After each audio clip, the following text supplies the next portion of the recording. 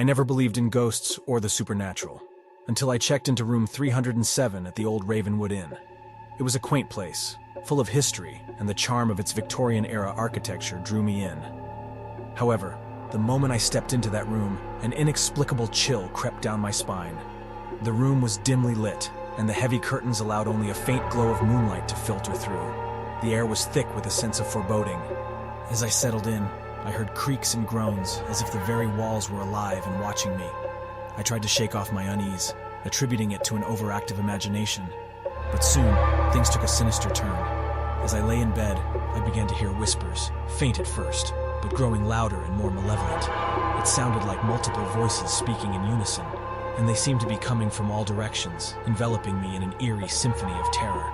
I pulled the covers over my head, hoping to drown out the voices, but they persisted. Each night brought new horrors. The room itself seemed to twist and contort, its dimensions shifting and warping. Objects moved of their own accord, and I would find my belongings scattered around as if an invisible hand had thrown them about. Terrifying shadows danced on the walls, seemingly taking the shape of grotesque figures lurking in the corners. Sleep became elusive, as nightmares plagued me relentlessly. I saw disturbing visions of the past, of a family torn apart by tragedy, their souls forever trapped within the walls of room 307. The room became a canvas of torment, playing out the chilling scenes of their demise in front of my horrified eyes.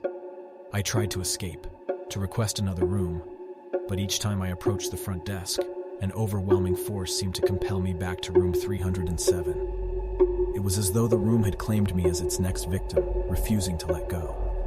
As days turned into weeks, I grew gaunt and pale, my sanity slipping away like grains of sand through my fingers.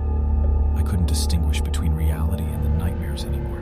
The boundary between the living and the dead blurred, and I found myself face to face with the ghastly specters that haunted this room. One evening, as the moon cast